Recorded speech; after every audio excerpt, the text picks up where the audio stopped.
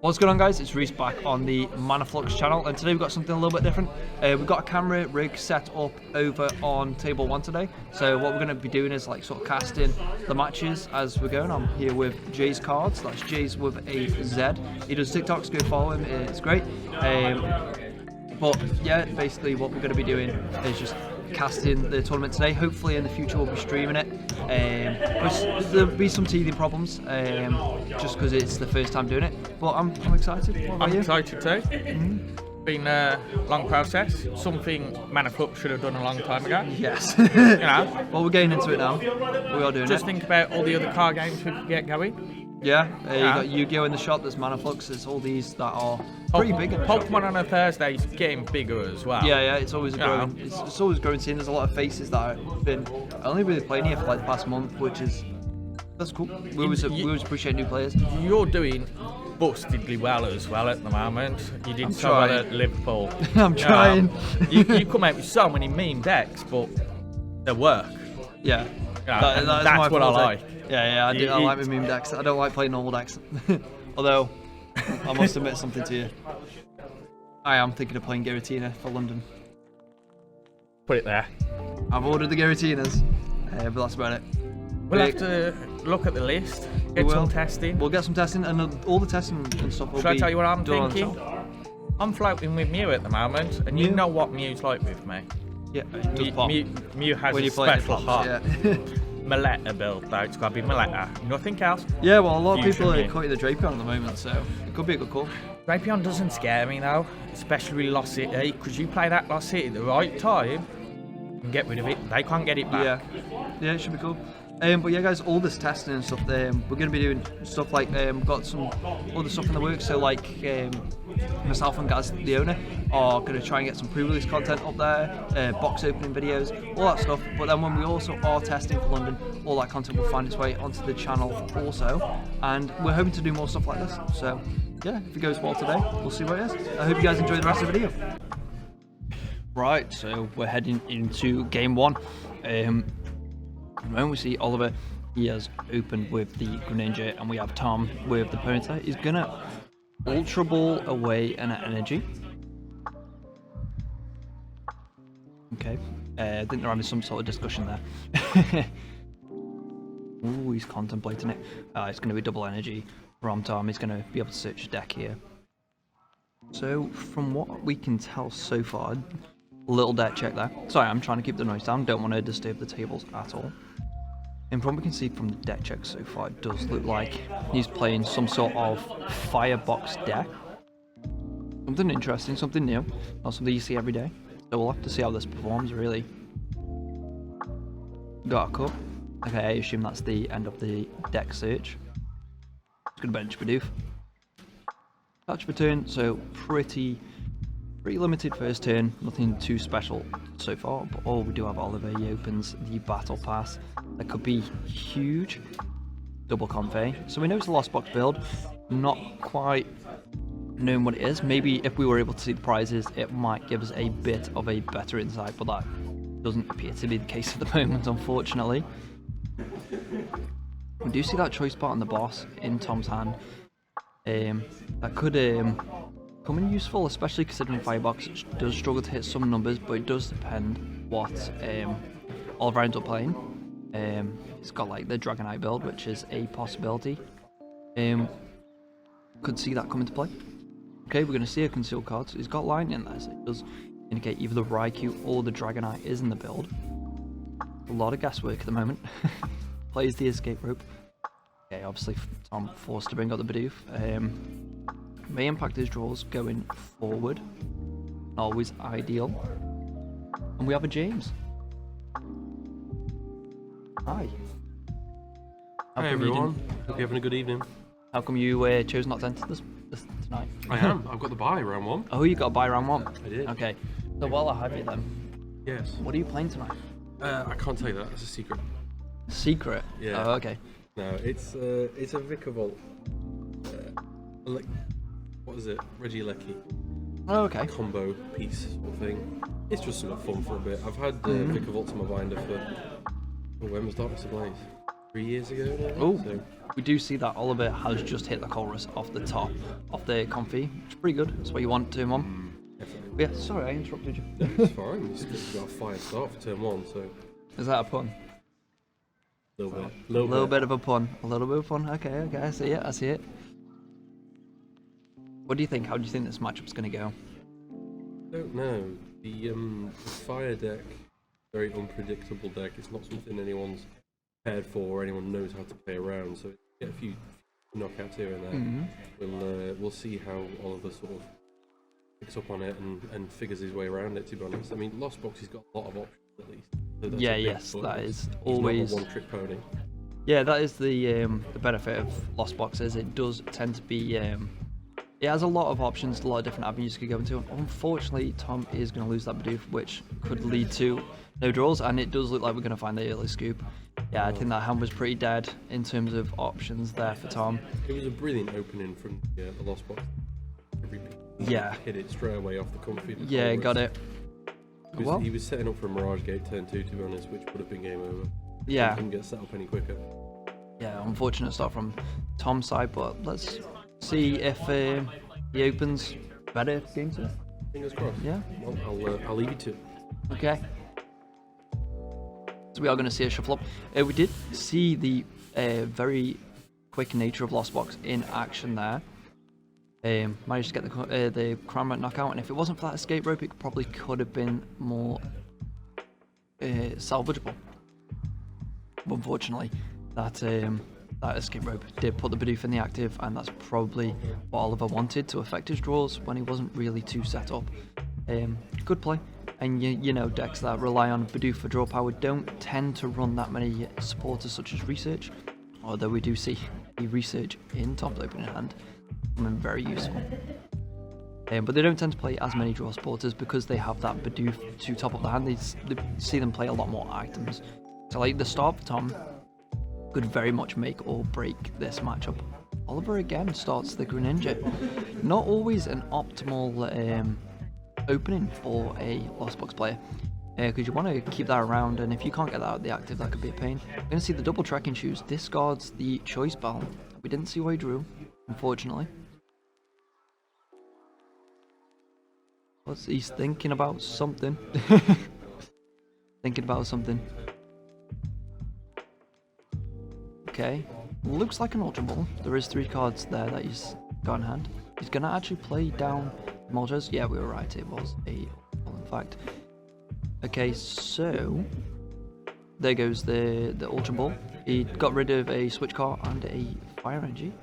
Obviously, in a deck like this that has Magma base and stuff, having energy in the discard is always good, so it's not always a bad thing burning through it early game.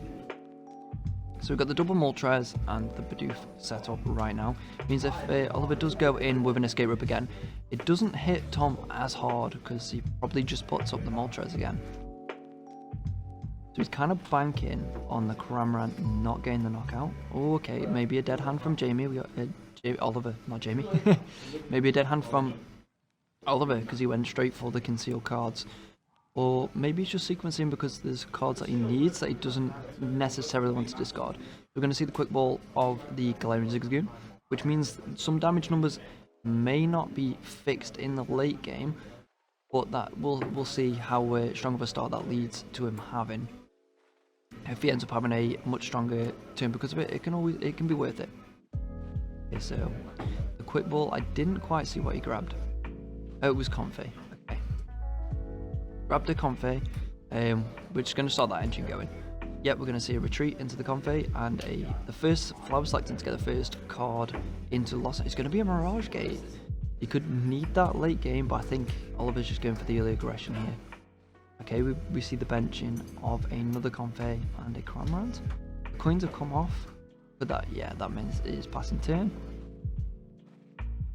They're not running as hot this second game as it was the first game, so fortunately for Tom, him whiffing the Cramorant knockout on the Moltres does give a bit more breathing room, because if Tom can hit the first knockout on this, that means it will be ahead on the prize race and be trading pretty well. Oh, we're going to see a Research from a dead hand, not a dead hand, an empty hand. Kind of big, refilling that hand. especially if you don't find the Bidoof. Always nice to have a full grip.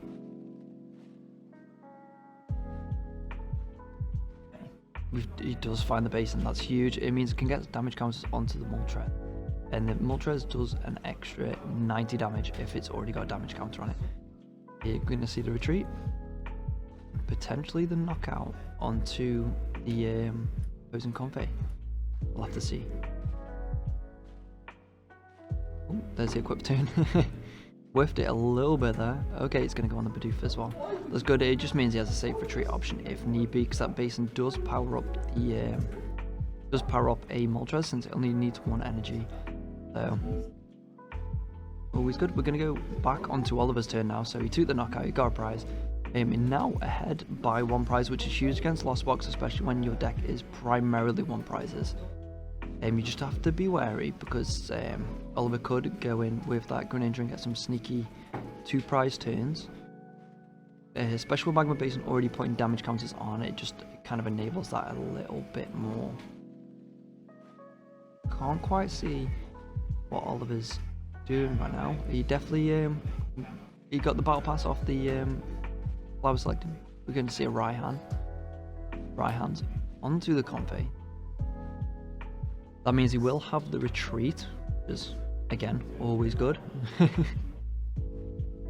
Raihan's one of those cards that's super versatile, right? So you can pop it in, and especially for these decks that care about energy, where you're probably going to have one in the discard anyway, it's always nice to just be able to get that free energy. And then you also get a free card, because you can search for it. Search for any card. It looks like Oliver's made his choice. We weren't able to catch what it was. Maybe my eyes just aren't as we see an awkward shuffle there. Okay, well, although that is some information for his opponent to know what's in the deck, it's nothing too crazy was revealed. So yeah, it's not exactly like Tom saw anything too valuable there. Let's see what card it was that Oliver got. Okay, just to save the faff of retreating, Oliver has just moved the counter over. It's the same effect. So the energy still goes. It was a retreat. Ice Cube going in the vent. Okay, that maybe a little bit of spice from Oliver's. Maybe something that could have forced a response out of Tom, because his deck is primarily basics. At the moment, it's just aggro with the Moltres. Of course, we do see the Ponytas on the bench. Couldn't go into a Rapidash. The Rapidash, I assume he's running the one that allows him to discard an energy, which boosts his damage by 30, which could be huge. Could definitely fix some numbers here and there. Okay, so we see a Wash Energy going onto the Convey, and we just see a pass. Okay, Tom does get the barrel. It means the draw engine is online, so you can be a bit more careless with these Ultra Balls now. As we saw last turn, Tom did save the Ultra Ball, which could have been used to get a Bidoof, but he chose to save instead. But now he gets extra value from it, because now he's able to get that Rapidash out. The Rapidash could fix a lot of numbers for him. Oliver just doing a quick card check. You know, you're always able to check the cards if you don't know what they do, especially when you're going up against something like you don't see every day. Okay, so Tom has now got the Rapidash. He's going to Serena, discarding those 2 cards. Getting rid of a Clara by the looks of it to draw 5. Going to refill that hand. Okay, so there's the Zard in Tom's hand. The Zard late game can be really good, because this is a deck that doesn't always hit the numbers that it needs to hit. So just being able to have that Zard late game can mean that you get those final 2 prizes, because it has a very similar sort of prize race against 2 prize decks Lost Box does. They just try and knock out either 2 early 2 prizes or trade well with them, and then get those last couple, that last bit of damage off with the Zard. You're essentially just trying to throw damage at the wall and hope it sticks. We did see a Sky Steel Stone in Tom's deck there. That could be huge in later matchups. Goes up against anything running a V-Star or a V-Max. But I don't think it'll be too useful in this matchup, although we haven't seen all of Oliver's deck yet. Something Oliver may have to be scary about if he runs any Vs and plans to use any Vs against Tom. So the draw 3 coming from Tom. Get another Rapidash out, that's pretty good. Are we going to see an attach for turn though? Double checking NP. Are we going to see an attach for turn so you can get rid of it? No, I think it's just going to be a pass turn. That is very unfortunate they didn't find the retreat. Found the retreat. That could have been a knockout for the Gringer. Oh, we're going to see a scoop from Oliver going into game 3. Hopefully we get to see a proper game this third one. I think both of them have had their fair share of breaking. Game 1 was Tom, game 2 was Oliver. But yeah, it is now a 1-1 game. That's pretty huge. Apologies for the camera shaking. The rig isn't the most secure in the world, but hopefully it will suffice.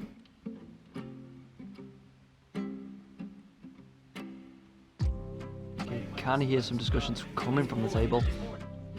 I think, yeah, from what I can gather, Oliver has chose to scoop the second game, go to game 3, just based on time. Okay. So far we've seen both decks in action. Game 1, Oliver really popped off with that lost box. Getting that knockout really early on the Bidoof to prevent the barrel, prevent Tom from refilling his hand was kind of huge. Then second game we saw Tom using that Moltres, bumping its damage, and a pretty solid board state. Okay. I think Tom does have a basic in hand. Oh no, that's a Rapidash, my apologies. Gonna show the mulligan. Is that a double mulligan? Looks like it should be a double mulligan. Okay. Not something you see too often, however it is good because it means neither of them get that card advantage. Just taking a look over the shop, everybody else seems pretty engaged in what they're doing. Matches still seem to be tense.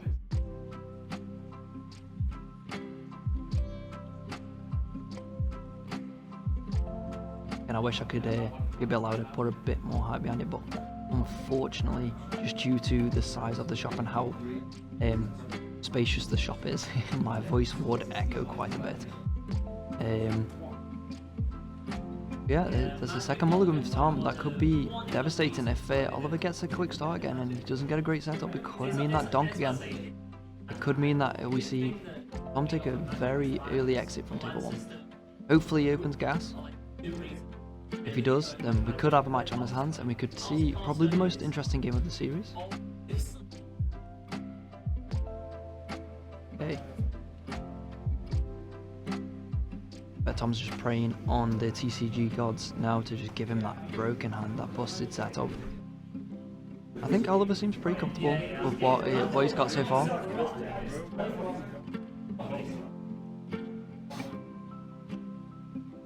Okay. Tom does have a starter.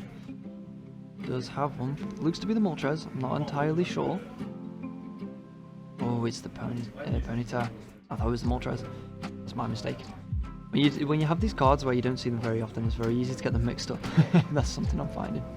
It does have the Bidoof. Very similar setup to what we saw in that first game. But, oh, we do have he finds the quick ball. Okay, this could mean that we see Tom able to evade that escape rope kill on the Bidoof and really just save himself from getting that donk. Well, not even donk, but just save himself getting that Cramorant, taking the early prize and essentially taking him out of the game by taking high draw power. Like I said before, it doesn't run too many supporters that allow him to really dig through the deck, relies heavily on that barrel. We're going to see a second Bidoof. As you probably know, Bidoof is only once per turn for you hand to 5. So getting that second one down could mean that Tom's able to dig a lot more through his deck and just find those cards just to accelerate setup really. Okay, it's going to be a pass turn to Oliver. Going to start off with the Colress. That is the best start you can really ask for in Lost Box, is just opening the Colress. Going to be picking the cards. Okay, we'll have to see what gets lost zoned. We're going to see a Lightning Energy get lost zoned. Again, that lightning energy really makes me believe that he's playing maybe the Dragonite in the deck, or at least the Amazing Raikou. But we do see an escape rope and a lightning energy go. Finds the battle pass off the flower selecting. What more could you ask for, really? It's going to allow Oliver to get a lot more set up. Does find the Greninja and the Comfey. Pretty standard battle pass by search, really, from Lost Box. The Greninja is really good for helping you dig where you don't want to discard, well, not discard, but get rid of cards that you potentially need later in the game. We'll have to see what Oliver's next move is. If he has the energy to retreat the Comfey, or maybe even conceal cards to try and find a switch out, we could see a Cramorant come out to play. Scoops up the Comfey. Gets to do another flower selecting. Just dig through the deck, really. This is what the main strength of Lost Box is. You really just get to dig through that deck. The downside is, unfortunately, you do have to lost zone some important pieces. Like, I'm pretty sure Oliver would love to keep that training court, but sometimes it's just not viable. We do see the Oranguru come down off the battle pass. Oranguru, of course, is really good at putting energy back on the top of the deck so that you don't have to, so you have an enabler for your Mirage Gate. And we do see the Cramorant, which could knock that Ponyta out and knock some of the skew the prize race slightly for Tom, because he then has no attackers on board. Obviously, Moltres is a basic in Tom's deck, so he can very easily get an attacker on the field. But that Ponyta is really good at boosting damage, so seeing the loss of that would affect how Tom operates moving forward. We're going to see the Oranguru get used. For a card, I presume either an energy or something that is not quite needed right now. Oh, he's going to conceal cards. Okay, so that card is back in hand. I'm guessing the energy was found off of the Oranguru Primate Wisdom. Going to see the attach, retreat. Yeah, I think Oliver just doing a little check to make sure that there was 4 cards in the lost zone to enable that Cramorant to attack. Okay. We see the Cramorant placed down. Okay, gonna take the knockout on the Ponyta. Tom moves up a Bidoof and just kind of sees where he can go from here. Okay, we see an Entei placed down. That is a 2-prizer. Oliver does have a pretty big bench, so just being able to find that. Find a couple of knockouts with the Entei and just even up that prize race, maybe even have it tank a few hits, could help this game go along smoothly. But of course, Lost Box, we obviously don't know Oliver's list, but he could be running that Sableye. They may tank a few hits, but then just be taken out in the crossfire of a Sableye attack.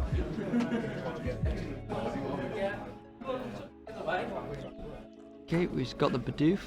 Tom's going to drop to 5 now. Finds the Moltres. The Moltres could help him, but he does need to find a way of retreating that Bidoof, getting it out of the active. Tracking Shoes. Okay, is Tom gonna keep it or discard it? Gonna discard it. It was a quick ball.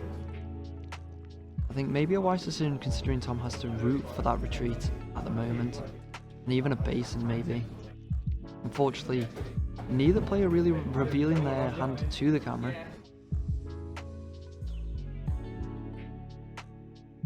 Okay, it looks like Tom has a tough decision. He's just going to pass.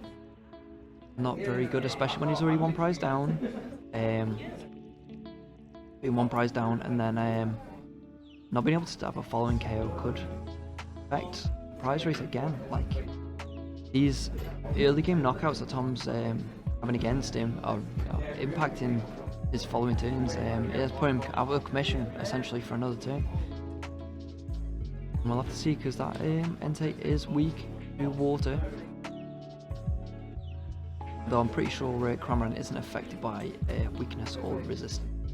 Although don't quote me on that. We're going to see Oliver quick ball away something. Not quite sure yet. What yet?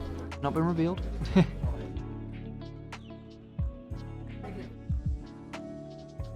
Going to be a switch card. And maybe he's just happy taking a knockout on this Bidoof here. Or he already has a switch card in hand. Either or. Again, we can't see each player's hand, which does affect my judgment on being able to predict what they're doing.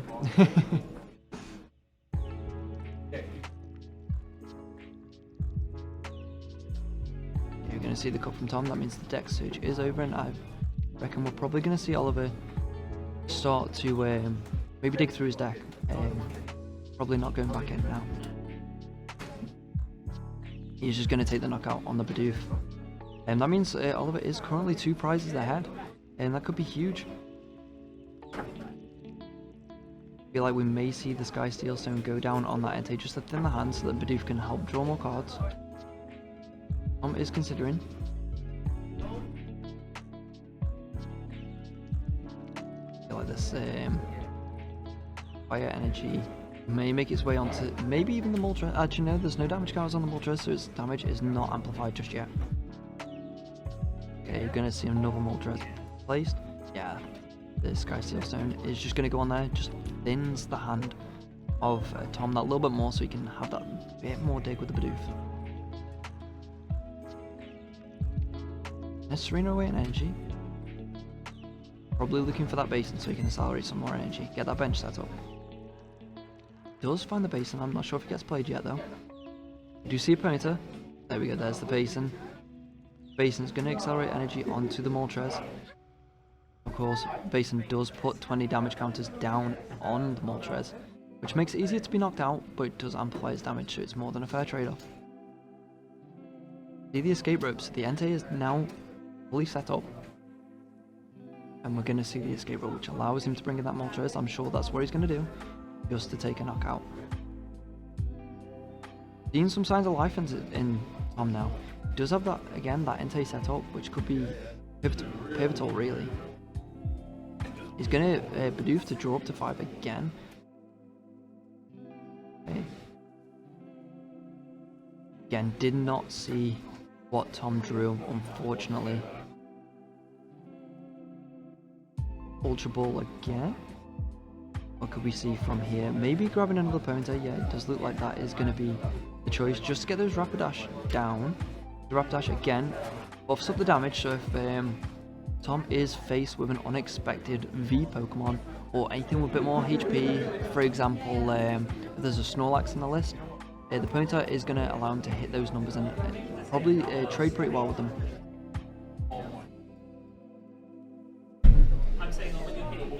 Okay.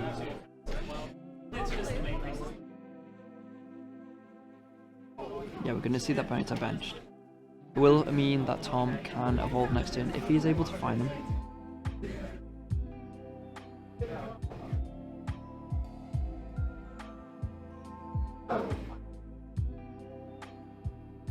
Okay, attacks have been declared, and we're going to see it pass over to Oliver. It doesn't quite get that knockout. But I think Tom just has to try and make it as hard as possible for Oliver to take these prizes now. Otherwise, it could be a done deal. We could be seeing a 2-1 in favour of Oliver.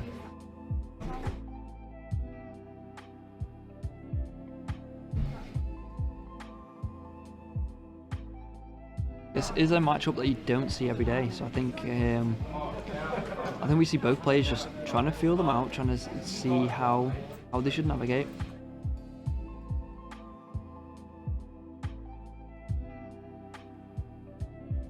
You see Tom also rocking those very nice ETB sleeves. He's a big fan of those. He puts over sleeves on them just to ensure that they don't get damaged. Okay, we're going to see another knockout that puts Oliver down to 3 prizes. That's not good, considering he's still sitting at 6. But if Tom is able to get a couple KOs here and there now and just really make this Entei last, we could see him catch up on the prize race. Gonna see another Moltres come out of the deck.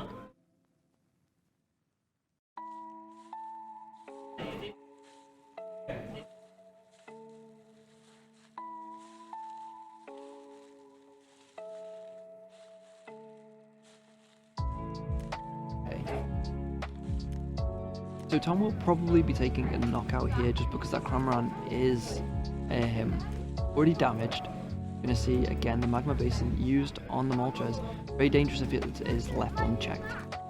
Can be used to accelerate a lot of energy in play. But I think Oliver's sitting pretty comfy right now. He has 3 prizes ahead, so he doesn't have to panic just yet. You're going to see the attached return go on the blue. Once again, allows for an easier retreat, and it does empty Tom's hand, so he can draw 5 now. Having a full grip once again. You can use Fleet Footed, takes him up to 6 cards. Okay, we're going to see the choice bar on that Moltres, just in case. I understand it. Not only does it thin the hand, it does, playing it down does mean that if Oliver were to play down a V, he does have it, and there's no chance of it getting taken out of his hand. The Track and Choose is going to put another Fire Energy in the bin. Okay.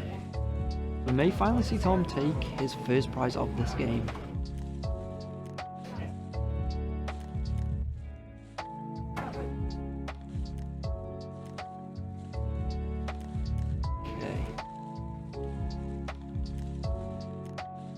They seem to be on the conversation or a talk. Oh, there we go, there is the knockout.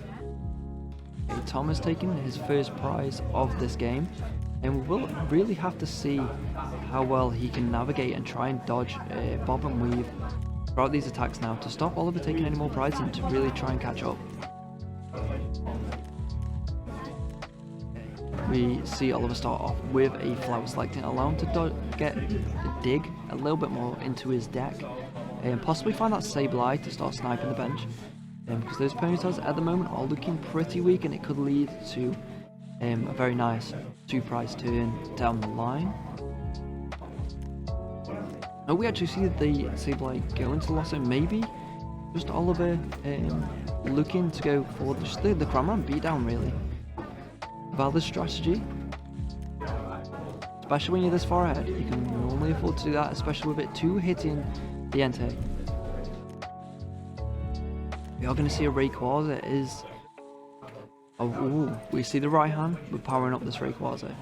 We may see this Entei go down almost as quickly as it came up. Okay, so we see the fighting energy. It does, I believe, 80 or 70 per different type of energy. Maybe 70. So if Oliver, if it is 70, then he just needs 4 energy. The Mirage Gate attached return does do it.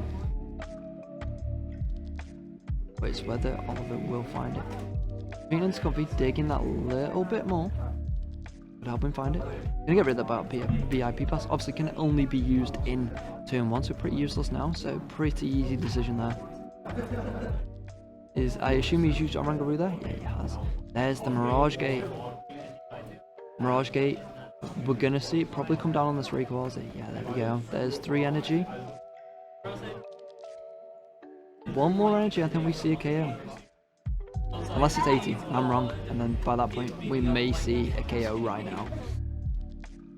This is kind of what Rayquaza does. You can set it up in a turn and just have it, just hit those high numbers and really trade with these big boys. It's gonna scoop up that config that does put the Rayquaza in the active.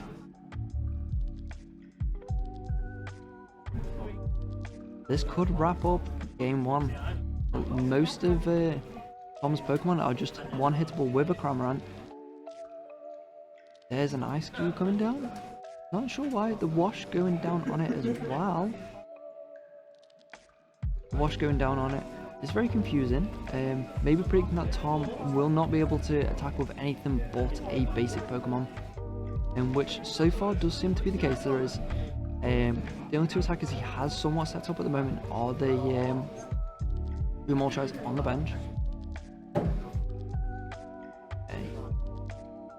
So we see this Rayquaza, the Ordinary Rod, sorry, coming out. Probably to put more energy back in deck. Second Mirage Gate, there we go. That is going to be the Rayquaza taking a KO onto the Entei. Have they both gone to the Ice Cube? I may have been wrong then. With the damage on the Rayquaza, it could be 80. I'm pretty sure it is now that I think about it. Unfortunately, during our testing, it's not a card I went up against a lot, and I think I only faced it once in Liverpool. So, a good deck, but not something I'm too familiar with. There we go. Are we seeing the knockout on the Entei? Yes, we are. That takes Oliver down to 1 prize. It means Tom really cannot afford to lose anything else, and unfortunately it does look like his board gets 1 hit by a Cramorant. This could be all she wrote very soon.